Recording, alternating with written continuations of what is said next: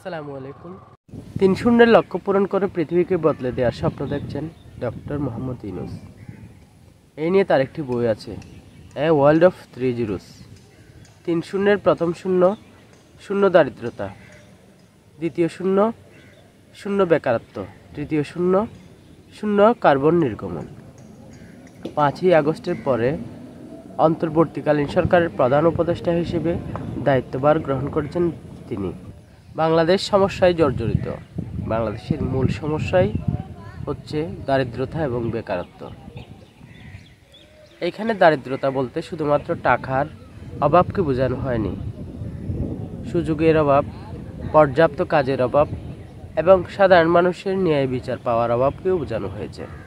৩-০ পৃথিবী গড়ার জন্য তারুণ্য, প্রযুক্তি, সুশাসন, সামাজিক ব্যবসার গুরুত্ব অপরিসীম। বাংলাদেশে সুশাসন প্রতিষ্ঠিত ছিল না।